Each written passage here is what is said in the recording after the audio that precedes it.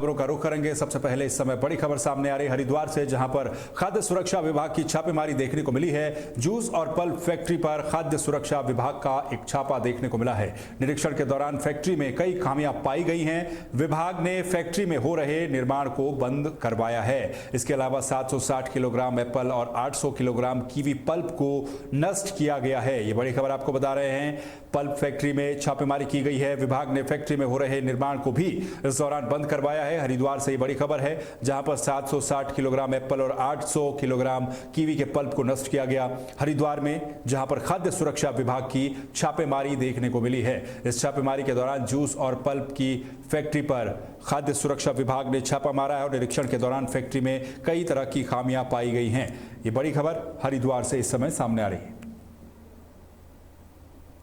तो हरिद्वार से ये खबर आपको बता रहे हैं, जहां पर खाद्य सुरक्षा विभाग ने छापेमारी की कार्रवाई की है और इस दौरान खाद्य सुरक्षा विभाग ने फैक्ट्री में जो निर्माणाधीन कार्य था उसको भी रुकवाया। जूस और पल्प फैक्ट्री पर खाद्य विभाग की छापेमारी हुई है। मनीष कागरान का रुख कर लेते हैं फोन लाइन पर। इस समय मनीष कागरान हमारे साथ जुड़ चुके हैं हरिद्वार से। मनीष, खाद्य सुरक्षा विभाग की तरफ से एक बड़ा एक्शन देखने को मिला है, क्या अपडेट इस पूरे मामले में है? हाँ दिग्विजय, बिल्कुल जिस तरीके से आप देखिए त्योहारों का सीजन शुरू हो चुका है, ये नवरात्रे चल रहे हैं, इसके बाद सारे त्योहार आने वाले हैं, उसको लेकर के खाद्य विभाग बिल्कुल चौकन्ना हो चुका है। इससे पहले भी जो ये कार्रवाई की है, उससे पहले भी मावे की कार्रवाई की गई थी, जिसमें कई किलो मावा जो नकली मावा कहते हैं उसको नष्ट किया गया था। आपको बता दें कि जिया पोते में, हरिद्वार में जो लक्सर रोड है उसी एक गांव पड़ता है जिया पोते, वहीं पर ये पल्प फैक्ट्री थी। जो फ्रूट्स होते हैं उनका पल्प निकाल करके आगे की तरफ सेल करा करती थी। वहीं पर ही खाद्य सुरक्षा विभाग की बड़ी छापेमारी की गई, जहां पर उस फैक्ट्री के अंदर अगर देखा जाए तो जो व्यवस्थाएं थी वो बिल्कुल सही नहीं थी। आप देखिए कई गंदे कंटेनर थे, जो पल्प्स थे वो भरे हुए थे, गंदे कंटेनरों में पड़े हुए थे, जिनका जो लेवल था वो बिल्कुल सही नहीं था। इसको देखते हुए जो खाद्य सुरक्षा विभाग थे उसने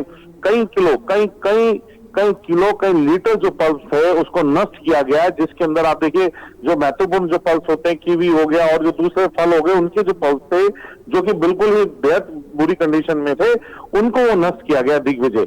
और ये बहुत बड़ी कार्रवाई है, क्योंकि इस तरीके से आप देखिए जैसे कुछ एसिड भी है, जैसे लैब होगी, किसी फैक्ट्री में लैब्स होती है या उसकी जो केमिकल्स होते हैं वो भी इस तरह के पाए गए कि जिससे कि कहीं ना कहीं नुकसान उसको पहुंचा सकते थे। जी दिग्विजय, बिल्कुल, तो तमाम तरह के नुकसान पहुंचा सकते थे। इस पर खाद्य सुरक्षा विभाग ने बड़ी कार्रवाई की है। बहुत बहुत शुक्रिया मनीष इस पूरी जानकारी के लिए। तो त्योहारी सीजन से पहले खाद्य सुरक्षा विभाग भी अलर्ट मोड पर है, जिसके तहत ये कार्रवाई की गई है।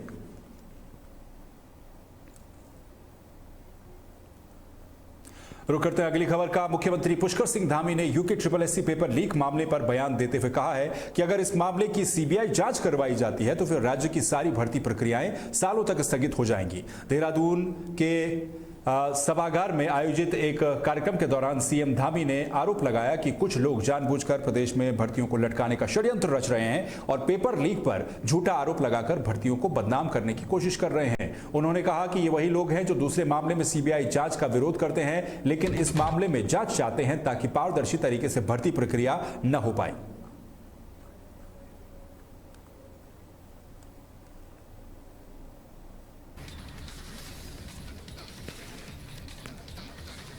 यूके भर्ती परीक्षा के पेपर लीक मामले में कांग्रेस ने हाई कोर्ट के सिटिंग जज की देखरेख में सीबीआई जांच की मांग करते हुए देहरादून के गांधी पार्क में धरना प्रदर्शन किया।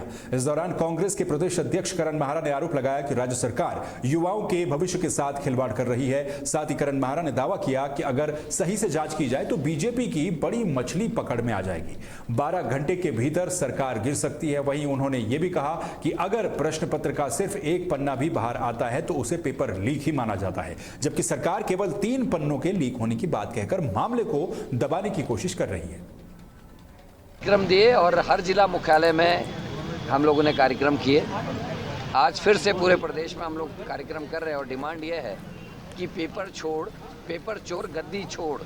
और हम मांग कर रहे हैं कि हाईकोर्ट के सिटिंग जज की देखरेख में सीबीआई की जांच बैठे, ताकि इसमें बड़े लोग पकड़े जाएं और दूध का दूध पानी का पानी हो। हाकम सिंह का हाकम कौन? क्योंकि जिस इंस्टीट्यूट से पेपर लीक हुआ है वो बीजेपी के आईटी सेल का मेंबर है और उसके सभी बड़े मंत्रियों के साथ फोटोग्राफ्स हैं और एक बार नहीं कई बार हैं। और एक फर्जी तरीके से कुछ स्टूडेंट्स को देहरादून लाया गया। बातें ऐसी लगती है जैसे कोई बच्चा बिलखता है जब उसकी रोटी छीनती है। आपने लोगों की नौकरियां छीन ली। छात्रों ने क्या मांग की थी? एक ऐसी व्यवस्था की जो ट्रांसपेरेंट हो, जिसमें मेहनत का छात्रों का हक ना छीना जाए। और 2021 में हम ये सब कुछ देख चुके, और उस समय भी छात्रों के ऊपर लाठीचार्ज ही नहीं किया गया। 307 जैसी धाराएं लगाने की कोशिश की। वो धन्यवाद देते हैं हम कोर्ट का, जजेस का। वोट चोर गद्दी छोड़, पेपर चोर गद्दी छोड़ और महिला अपराध इत्यादि भी उसमें हम लेंगे। लेकिन हम उसकी डेट जल्दी अपने सीनियर जो हैं कांग्रेस के, उन सबसे वार्ता करने के बाद आपको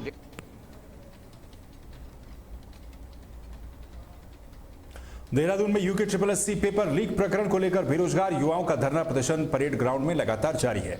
जहां युवा सीबीआई जांच और भर्ती परीक्षा को निरस्त करने की मांग कर रहे हैं, वहीं इसको लेकर शुक्रवार को देहरादून के जिलाधिकारी सविन बंसल और एसएसपी युवाओं से मुलाकात करने पहुंचे। इस दौरान उन्होंने युवाओं से धरना प्रदर्शन खत्म करने की अपील की। उन्होंने ये भी अपील की कि अगर युवाओं के पास भी जांच से संबंधित कोई शिकायत या फिर जानकारी है तो उसे जांच में शामिल किया जाएगा। वहीं डीएम ने आश्वासन दिया कि एसआईटी अन्य पहलुओं पर भी प्रदेश स्तर पर जांच करेगी। 1 महीने में ये रिपोर्ट सौंपेगी, जिसके आधार पर आगे की कार्रवाई की जाएगी। जितने भी छात्र छात्राएं हैं ये हमारे ही आमजन हैं और हमारी प्रशासन, राज्य सरकार, ऑनरेबल सीएम जो यूथ है, यूथ के करियर को लेकर बहुत संवेदनशील है। अभी पिछले 3 साल में, 4 साल में हमारी 25,000 भर्तियां हुई हैं विभिन्न विभागों में और सभी पारदर्शी हुई हैं। ये इसका प्रतीक है कि जो गवर्नमेंट है वो हर मीन्स एम्प्लॉय कर रही है कि फ्री एंड फेयर वे में उनके करियर को अंजाम दिया जाए। सेकेंडली जो हमारा नकल विरोधी कानून बना है वो इतना डेटरेंट है कि उत्तराखंड है हिमाचल की फर्स्ट स्टेट कि जिसने बियॉन्ड हमारे एग्जिस्टेंट प्रोविजंस ऑफ लॉ एक स्पेशल लॉ क्रिएट किया है। और इस तरह के कोई भी इनपुट्स आते हैं तो वो यूज़ किया जाएगा अवश्य रूप से इस कुप्रथा को डेटर करने के लिए। थर्डली, हमने यहाँ पर जो अभी प्रोटेस्ट हमारे छात्र छात्राएं कर रहे हैं उनको यही समझाने का प्रयास किया है कि जो उनकी तरफ से इनपुट था, हमारी जांच एजेंसियों की तरफ से जो भी प्रिलिमिनरी इन्वेस्टिगेशन की गई थी उसमें ऑलरेडी जो ड्यू एक्शन था लॉ का वो लिया जा चुका है। और आगे हमने सिर्फ उसी सेंटर तक कन्फाइन नहीं रखी जांच को, पूरे प्रदेश के हर एक सेंटर तक उस जांच को, उसका जो दायरा है वो बढ़ा दिया गया है। और जो हमारी एसआईटी स्पेशल टीम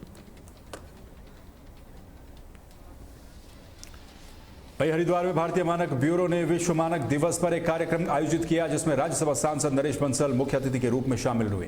इस दौरान सांसद बंसल ने बताया कि अच्छी क्वालिटी की चीजों के लिए नियम बहुत ज्यादा जरूरी है, क्योंकि ये ग्राहक की सुरक्षा करते हैं और देश की अर्थव्यवस्था को मजबूत करते हैं। साथ ही उन्होंने सांसद कल्पना सैनी ने युवाओं से अच्छी क्वालिटी के प्रति जागरूक रहने को कहा, जबकि अधिकारियों ने एक देश एक मानक के विचार पर जोर दिया।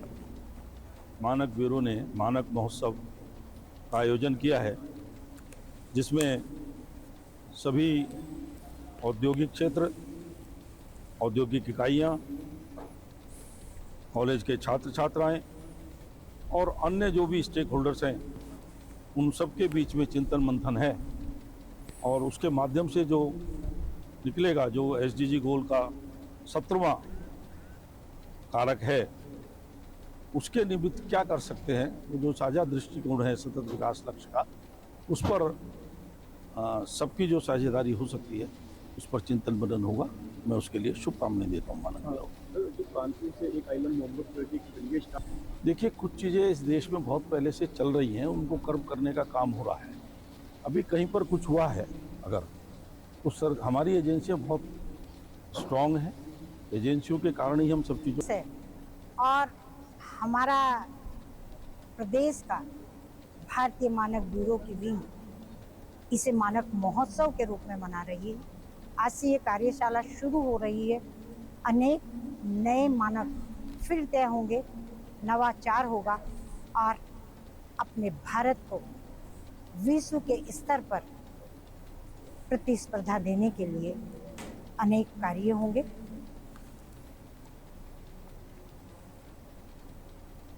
रुड़की के लखनौता क्षेत्र में पुलिस के द्वारा ऑनलाइन चालान प्रणाली लागू करने के विरोध में सैकड़ों ग्रामीणों ने चौकी के सामने नारेबाजी कर विरोध प्रदर्शन किया। इस दौरान ग्रामीणों ने आरोप लगाया कि इस प्रक्रिया से उनके खेतों और बच्चों के स्कूल जाने में बाधा आ रही है। वहीं इस विरोध प्रदर्शन का नेतृत्व जिला पंचायत सदस्य अंशुल चौधरी ने किया और उन्होंने चौकी प्रभारी को ज्ञापन सौंपा। साथ ही ग्रामीणों ने कहा कि प्रशासन की कार्रवाई पर्याप्त नहीं है और सिस्टम के कारण उन्हें रोजमर्रा की जिंदगी में कठिनाइयां हो रही हैं। लोगों के मीडिया के सामने मैं रख रहा हूँ कि मेरे क्षेत्र के किसान और मेरे क्षेत्र के नौजवान साथी मेरे पास एकत्र होकर आए थे। उनकी समस्या थी कि यहाँ पर जो ये आप मेरे पीछे देख रहे हैं कैमरे लगे हुए हैं, जो कि उनका फेस उधर की साइड है और लगभग यहाँ से 100 लोगों के चलान हो चुके हैं। ये मेरे पास इनके डॉक्यूमेंट्स वगैरह हैं और सबके चलान कम से कम किसी के 3000, किसी के 2000, किसी के 4000, 5000 चलान है। तो हम यहाँ पर चौकी इंचार्ज से मिलने आए थे। वो अभी शेरपुर खेलमू गांव गए हुए हैं, कोई अतिक्रमण का मामला है वहाँ पर। तो अभी हमने उनके बिहाफ में उनके जो यहाँ पर हैं साथी, उन्हें अपना ज्ञापन सौंपा है और मैं आप लोगों के माध्यम से ये बहुत गंभीर समस्या है। जो एक किसान यहाँ पर आए हैं, ये परेशान है और लखनौता चौराहे पर अंशुल भाई जी के दिल धड़क रहा है यहाँ पर किसानों का और वो दिल खतरे में है और किसान अगर परेशान हो गया तो धरने पर बैठेगा। साफ सीधी बात है। ये तो भाई जी ने मना कर दिया कि धरने वरना ना करो। मैं प्रशासन तक ये बात पहुँचा रहा हूँ। कितने लोगों को कट के चलान यहाँ पर कम से कम 200 लोगों के चलान कटे। ऐसे चलान ना करें, किसान लोग हैं, गरीब हैं। ये लगना चाहिए है नहीं, यहाँ कोई आवश्यकता नहीं कि असल में ये एक लखनौता चौराहे का इतना अच्छा एरिया है। यहाँ असल पे जो सुबह के समय सभी किसान भाई अपने बच्चों को 4 संस्थाएं हैं लखनौता। जिला कांग्रेस कमेटी रुड़की के अध्यक्ष राजेंद्र चौधरी के नेतृत्व में कांग्रेस कार्यकर्ताओं के प्रतिनिधिमंडल ने जॉइंट मजिस्ट्रेट दीपक रामचंद्र सेठ को ज्ञापन सौंपा। वहीं इसमें कहा गया कि आईआईटी बनने से पहले हरिद्वार जिले के स्थानीय छात्रों, एल्यूमिनियम स्टाफ और उनके बच्चों को आरक्षण मिलता था, लेकिन आईआईटी बनने के बाद ये सुविधा समाप्त कर दी गई है। साथ ही प्रतिनिधिमंडल ने मांग की कि पूर्व की तरह स्थानीय छात्रों और स्टाफ के बच्चों को पढ़ाई का अवसर मिले और आईआईटी रुड़की समाज के प्रति अपनी जिम्मेदारी निभाए। पहले जो रुड़की में आईआईटी है, ये यूनिवर्सिटी ऑफ रुड़की थी। तो जब ये रुड़की विश्वविद्यालय था तो इसमें एक प्रावधान था कि यहाँ पे जो जनपद सहारनपुर और हरिद्वार के बच्चे थे उन्हें 1% उनका रिजर्वेशन था। ये SCR सोशल कॉर्पोरेट रेस्पॉन्सिबिलिटी की श्रेणी में उस समय आता था ताकि क्षेत्र के बच्चों को डेवलपमेंट मिले, उनका बौद्धिक और शैक्षिक विकास हो। दुर्भाग्य ये हुआ कि जब 2002 में ये यूनिवर्सिटी ऑफ रुड़की आईआईटी में तब्दील हुई तो जिस सीनेट के प्रस्ताव पे ये आईआईटी बनी, उस सीनेट के मुख्य जो प्रस्ताव था कि जो एल्यूमनाई है उनके बच्चों को और जो स्टाफ है उन्हें 5 सीटें आवंटित हों और जो जनपद हरिद्वार के जो बच्चे हैं उन्हें 1% सीटें मिलें, वो इसमें छूट गया। हमसे भी लापरवाही हुई है, इसमें हम अपनी भी गलती स्वीकार करते हैं कि ये मुद्दा हमारे दिमाग में आया ही नहीं और अब हम इसमें हमने ज्ञापन दिया है। हम इसमें कोशिश करेंगे केंद्रीय शिक्षा मंत्री जी से, उनसे मुलाकात करेंगे, उनसे मांग करेंगे कि सर हमारा पहला यूनिवर्सिटी था रुड़की यूनिवर्सिटी, उसी के बाद बना हुआ आईआईटी रुड़की में स्थानीय लोगों को, स्थानीय बच्चों को किसी की तरफ से रिजर्वेशन नहीं दिया है। तो उसी मामला में एक अच्छा मुद्दा है ताकि हमें इसमें क्या प्रावधान है उसको देखरेख करते हुए एक मिनिस्ट्री ऑफ आज का एजुकेशन MOE या पहले का MORD को हमें इधर का इनका ज्ञापन जरूर भेजेंगे। उसके बाद क्या प्रावधान होगा उस हिसाब से। लक्सर में UKSSC पेपर लीक मामले के मुख्य आरोपी खालिद मलिक के परिवार के द्वारा सरकारी जमीन पर किए गए अतिक्रमण को हटाने के लिए प्रशासन ने कार्रवाई की। इस दौरान SDM सौरभ असवाल और SP देहात शेखर चंद सोयाल के नेतृत्व में पुलिस और राजस्व की टीम ने JCB की मदद से अतिक्रमण हटाया। वहीं परिवार ने कहा कि गलत करने वालों के खिलाफ सख्त कार्रवाई होनी चाहिए। में PWD की रोड है, यहाँ पर अतिक्रमण चिन्हीकरण किया गया और क्योंकि 1-1 मीटर और ज़्यादा गिर रखी थी और जितना हमने और यहाँ पे आज नाप सफाई की थी तो वो सब हटाया गया अतिक्रमण और अभी भी लगातार ये अतिक्रमण अभियान जारी है।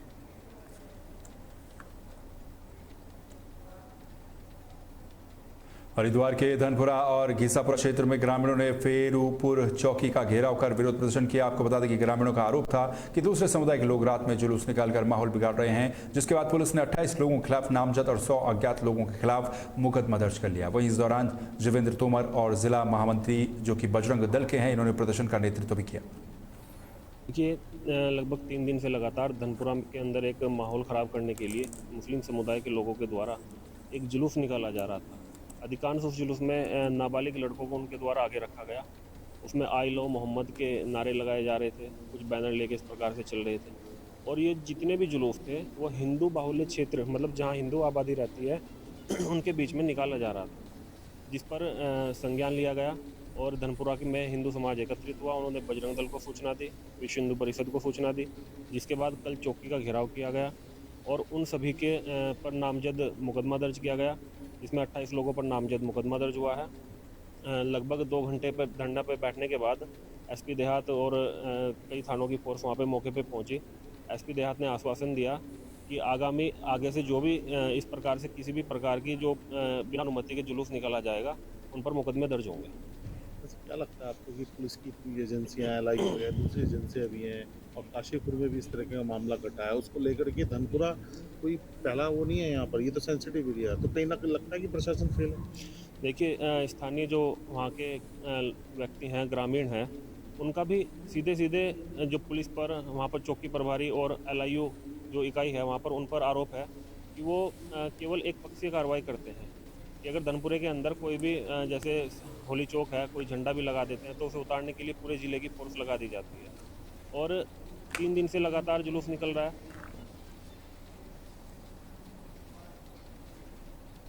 लक्सर के कटारपुर गांव में आपसी विवाद के दौरान अर्जुन नाम के एक युवक को उसके छोटे भाई ने देशी तमंचे से गोली मार दी। वहीं गोली सिर में लगी, जिसके बाद घायल को गंभीर हालत में निजी अस्पताल में भर्ती करवाया गया, जहां से उसे जॉली ग्रांट रेफर किया गया। वहीं पुलिस ने आरोपी की पहचान कर गिरफ्तारी के प्रयास शुरू कर दिए।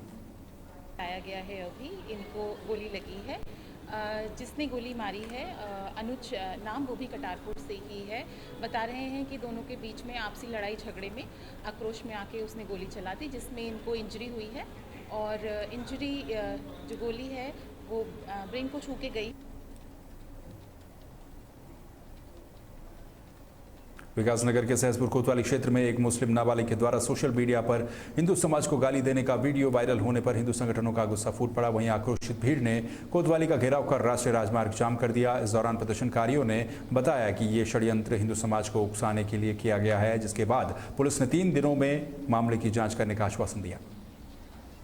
अपने सनातन धर्म के लिए जब सब लोगों ने सुबह सब लोग पूजा पाठ करके निवृत्त हुए और उन्होंने फेसबुक और इंस्टाग्राम आईडी अपना खोलना शुरू करा, उन्होंने देखा कि हमारे धर्म को लोग गालियां दे रहे हैं और विशेष समुदाय के, विशेष संप्रदाय के। और जो वो बच्चा था, हम सभी इस चीज से सहमत हैं कि 12-15 साल का बच्चा ये सब चीजें नहीं कर सकता। जैसे कि हमारे जिला संयोजक श्री शेखर बंसल जी ने बताया कि उसने अपना मोबाइल भी तोड़ा, उसने अपनी इंस्टाग्राम की आईडी भी लॉग आउट करी और सिम भी तोड़ा, उसने अपना पूरा सब कुछ करा। तो ये सब चीजें एक षड्यंत्र के तहत हुई। तो हम सब लोग एक आह्वान में पूरा विश्व हिंदू बजरंग दल की जिले की और विभाग की टीम यहाँ पे आई और अभी हम प्रशासन के पास बैठे थे। हमने लगभग 1 घंटे के लिए हम मुख्य मार्ग में बाहर बैठे भी रहे, कोई नहीं आया। उसके पश्चात सीओ साहब आए।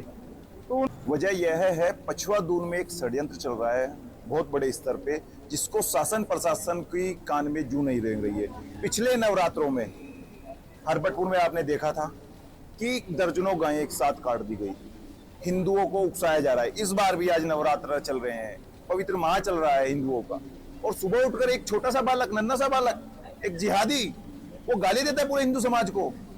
क्या है उसकी, क्या आखिर मंशा क्या है? शासन प्रशासन उस षड्यंत्र को क्यों नहीं तोड़ पा रहा है जो पछुआ दून में चल रहा है? क्या शासन प्रशासन भी चाहता? भारतीय किसान यूनियन के राष्ट्रीय प्रवक्ता राकेश टिकैत रुड़की के नारसन कला गांव पहुंचे, जहां किसानों के साथ बैठक में संगठन को मजबूत करने की बात की गई। इस दौरान उन्होंने टोल प्लाजा आंदोलन का जिक्र करते हुए भविष्य में बड़ी महापंचायत आयोजित करने की साझा योजना भी साझा की है। साथ ही टिकैत ने पेपर लीक प्रकरण और नकल कानून पर सख्ती की मांग भी की है। ये किसान संगठन की पंचायत थी और ये क्षेत्र वाइज पंचायत, जिले वाइज पूरे देश भर में चली हुई है, तो उसी के तहत आज यहाँ की थी। कल की शामली जिले में, परसों की हापुड़ में है, 27 तारीख की, 28 तारीख में मेरठ की है, तो हर रोज मीटिंगें चलती रहती है। तंग इस सरकार की योजनाओं से सब है, फसलों के दाम कम और जमीनों के दाम ज्यादा, तो जमीन बिकने का जो ये खरीद का जो प्रोग्राम चला रखा सरकार ने कि इनकी जमीन दे दो, इस पे आंदोलन तो चौधरी साहब, अगर सरकार एक बार पलट जाती है और कांग्रेस सरकार आती है तो अरे हमें क्या पता कांग्रेस, हमारा आंदोलन तो भाई अभी कर्नाटक में भी चल रहा था। 13 गांव की जमीन अधिग्रहण कर रहे थे एयरपोर्ट के पास में, पिछले वहाँ करीब 9 साल से आंदोलन चल रहा था। ये वाले मुख्यमंत्री भी वहाँ पे गए जब वहाँ बीजेपी की सरकार थी, इन्होंने आगे मेरी सरकार आएगी तो मैं इसको छोड़ दूंगा। इनकी कांग्रेस। वहीं रुड़की के लंडौरा में गन्ना सीजन शुरू होते ही कोल्हुओं पर रबड़, प्लास्टिक और टायर जलाए जाने से जहरीला धुआं फैल रहा है। वहीं नगर पंचायत लंडौरा वार्ड नंबर 8 के सभासद मोहम्मद रब्बान ने प्रेस वार्ता में कहा कि धुएं से कैंसर और सांस की बीमारियों के मरीज बढ़ रहे हैं। साथ ही उन्होंने चेतावनी दी है कि जिला प्रशासन, पुलिस, मुख्यमंत्री और प्रधानमंत्री तक शिकायत पहुंचाई जाएगी। सभासद वार्ड नंबर 8 से समस्या यह है कि हमारे वार्ड में 2-4 साल से 5-6 साल से कैंसर के पीड़ित होके लोग मर रहे हैं। और इसकी समस्या यह है कि ये जो कोल्लू चरखी हैं, ये लोग रात दिन पन्नी, रबड़, चप्पल, पता नहीं क्या क्या यूज कर रहे हैं, जिसका धुआं हर घर में रात में जाता है। आपके पास होगा भी, आप देख लो, पता कर लो। और उसी वजह से लोग, मैं आपको बताऊंगा, मेरे पास लिखा हुआ है अभी, इतनी तादाद में लोग यहाँ के मर चुके हैं कैंसर पीड़ित से। ये जो चरखी के कुल्लू के अंदर पन्नी, रबड़ जो ये फूंक रहे हैं चरखे कुल्लू वाले, उसी वजह से ये बीमारी बढ़ रही है। और इस बीमारी से मेरे वार्ड में, वार्ड नंबर 8 में इतने लोग मर चुके हैं, वो मेरे पास लिस्ट है, मैं अभी लिस्ट आपको पढ़ के बताऊंगा। 30 हो रहे, एक वार्ड में 20 या 30 कैंसर हो रहे, तो 9 वार्ड है, 9 वार्ड में कितने होंगे। और प्लस उसके बाद जो जहाँ तक प्रश्न है, केंद्रीय प्रदूषण नियंत्रण बोर्ड ने एक गाइडलाइन जारी की है। गाइडलाइन के अनुसार इनमें जो भट्टी होगी, भट्टी में ही कुछ वायु प्रदूषण नियंत्रण व्यवस्थाएं इनको स्थापित करनी पड़ती हैं। और चिमनी है, चिमनी उन्होंने मिनिमम कहा है कि 11 मीटर के करीब chimney. UK SSSC paper leak मामले के मुख्य आरोपी खालिद मलिक की गिरफ्तारी के बाद हरिद्वार में उसके परीक्षा केंद्र आदर्श बाल सदन इंटर कॉलेज की जमीनी हकीकत का जायजा लिया गया। इस मामले में पहले ही सेक्टर मजिस्ट्रेट और कुछ पुलिसकर्मियों को निलंबित किया जा चुका है। वहीं प्रशासन ने इस केंद्र से जुड़े लोगों पर सख्ती जारी रखी है। पेपर मामला है, इस समय सरकार, उत्तराखंड सरकार है, वो कहीं ना कहीं उनकी एक मुसीबत का कारण बन रखा है, क्योंकि उत्तराखंड के अंदर जो बेरोजगार हैं, जो युवा हैं, वो सड़कों पर है। और आज हम हैं वो परीक्षा केंद्र पर जहां पर ये पेपर लीक हुआ था। जी हाँ, बात कर रहे हैं हम आदर्श बाल सदन इंटर कॉलेज की। ये आपका अगर हम बात करें तो ये बहादुरपुर जट में है, और हम आज इसी कॉलेज में हैं, यहीं पर ही हैं इसी कॉलेज में। और हम दिखाएंगे, हम आपको वो भी बताएंगे कि किस कक्षा में क्या वो खालिद बैठा था और उसने किस तरीके से नकल करी। देखिए, ये वो आदर्श बाल निकेतन इंटर कॉलेज है। आप देखिए किस तरीके से ये जो निर्माण है, मैं कहूँगा कैमरामैन को दिखाए, ये इस कॉलेज का जो निर्माण है, ये जो नए अभी कमरे यहाँ पर बने हैं, और इस कमरे में आप देखिए ये परीक्षाएं करवाई जा रही थी। और आप देखिए कमरा नंबर, अगर हम बात करें इस समय 9 की, तो 9 देखिए आप, कमरा नंबर 9, मैं कैमरामैन से कहूँगा कि दिखाइए कि कमरा नंबर 9 आप देखिए। इसी कमरे में जो खालिद था वो यहाँ पर परीक्षा दे रहा था, यूके SSSC की जो परीक्षा वो यहाँ पर दे रहा था। और आप देखिए ये उत्तराखंड अधीनस्थ जो चयन आयोग के द्वारा ये लिस्ट भी जारी है। और यहाँ पर मैं कहूँगा कैमरामैन से थोड़ा सा दिखाएं अंदर की तरफ भी अपने दर्शकों को कि किस तरह की स्थिति रही होगी। देखिए यहाँ सब ये जो कुर्सियाँ यहाँ पर लगी है, और यहाँ पर ये जो बच्चे थे यहाँ परीक्षा दे रहे थे, यहीं पर ही खालिद भी परीक्षा दे रहा था। और कहा जा रहा है कि जब खालिद जब 11:30 बजे यहाँ से गया, शौचालय के लिए गया, तो आप देखिए इस रास्ते से वो नीचे की तरफ गया और वहाँ जाके मोबाइल में उसने मैसेज भेजा और उससे उसके आंसर प्राप्त करे। मैं कहूंगा कैमरामैन से थोड़ा सा इधर दिखाएं, ये बात भी निकल करके आ रही थी कि खालिद आगे की तरफ जो गेट था वहां पर चेकिंग हो रही थी, पर ये पीछे का आप देखिए, ये जो ये इस आपका कॉलेज का जो पीछे का है ये दीवारें हैं, तो ये भी कहा जा रहा था कि खालिद यहाँ से टॉप करके इस कॉलेज के अंदर एंटर हुआ था, जिससे कि उसकी चेकिंग नहीं हो पाई, मोबाइल का पता नहीं लग पाया। तो देखिए ये वो सीढ़ियां हैं जिससे कि वो उतर करके गया था यहाँ पर। तो ये सारी जो जितनी भी घटना है हम बिल्कुल ग्राउंड जीरो से आपको दिखा रहे हैं। ये रूम भी दिखा रहे हैं, इस पे आज ये ताला लग चुका, आप देखिए कि एसआईटी वालों ने यहाँ पर बिल्कुल इसको लॉक कर दिया गया है। तो यहीं पर ही ये सारी जो घटना गर्म करी थी, जिसके कारण जो युवा है जो साल भर से जो अपनी 2-2, 3-3 साल से जो मेहनत कर रहे थे, उनकी जो मेहनत है वो बेकार हुई है। रोजगार जो बेरोजगार जितने भी युवा हैं सड़कों पे आज हैं। देखिए ये सारा मामला है जितना, और यहीं पर ही वो ये जो इंटर कॉलेज है यहीं पर ही वो इस क्लास में घटनाक्रम चला है। जबकि जो सरकार है, सरकार ये कह रही है कि ये पेपर लीक का मामला नहीं है, ये सिर्फ एक सेंटर का मामला है। जबकि जो बेरोजगार जो युवा हैं, जो भी संघ है, वो अपना धरना प्रदर्शन कर रहे हैं।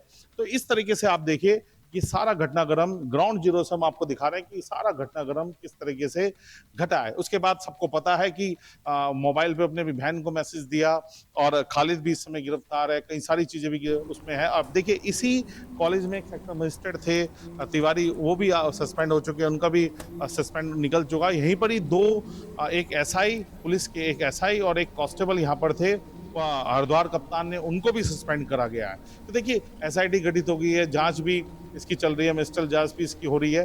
तो धीरे धीरे सारी चीजें निकल करके आएगी और इसका पता चलेगा कि आगे और कौन कौन सी परतें निकलेगी। कैमरा पर्सन के साथ मैं मनीष कागरा।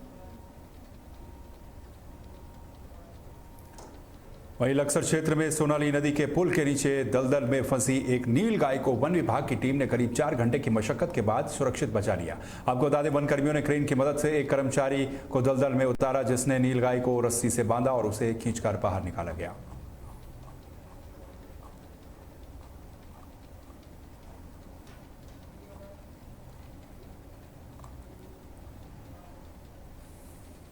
वहीं देवभूमि उत्तराखंड में दुर्गम धार्मिक स्थलों तक कनेक्टिविटी बढ़ाने के लिए रोपवे परियोजनाओं का जाल बिछाया जा रहा है, जो पर्यटन और रोजगार के लिए गेम चेंजर साबित हो सकती है। पर्यटन सचिव धीरज गब्रियाल ने बताया कि केंद्र के पर्वतमाला कार्यक्रम के तहत सोनप्रयाग से केदारनाथ और गोविंद घाट से हेमकुंड साहिब तक के बड़े प्रोजेक्ट पर काम शुरू हो गया है, जो घंटों की पैदल यात्रा को सिर्फ 36 मिनट की यात्रा में बदल देगा। वहीं यमुनोत्री धाम रोपवे में कंपनी के द्वारा अलाइनमेंट बदलने की मांग के कारण देरी हो रही है, जबकि भू दसाव के बावजूद जोशीमठ औली रोपवे पर काम करने की योजना है, ताकि शीतकालीन पर्यटन गति पकड़ सके। उत्तराखंड रोपवेज डेवलपमेंट अथॉरिटी के नाम से, और उसमें जो आपस में जो समझौता हुआ है, तो फर्स्ट फेज में हेमकुंड साहिब और दूसरा और केदारनाथ के लिए जो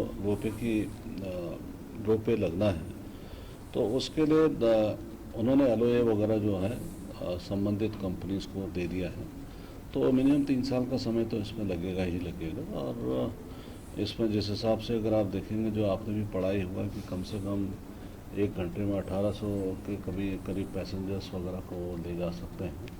तो इस केदारनाथ के अलावा, आपका हेमकुंड साहिब के अलावा, अभी हम लोगों ने अभी देखिए जो ब्रेडकुल ने इंस्पेक्शन किया था, तो उसमें उन्होंने बताया था कि इसको रोकना ठीक है।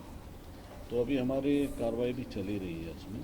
तो फिलहाल तो इसको अभी हम लोग चालू नहीं कर रहे हैं, लेकिन आने वाले समय में वहाँ पे टूरिज़्म आपको गति पकड़े, और साथ ही साथ जो आपका विंटर में इस पर देखिए जो कंपनी है उसका ये कहना है कि जो अलाइनमेंट पहले था तो उसको वो ठीक नहीं है, तो उसको चेंज करना चाह रहे हैं।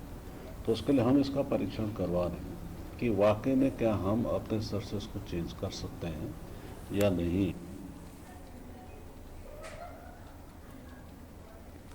उत्तराखंड की खबरों में फिलहाल के लिए बस इतना ही। बाकी खबरों के लिए आप बने रहिए तहलका डिजिटल के साथ। मुझे दीजिए इजाजत। नमस्कार।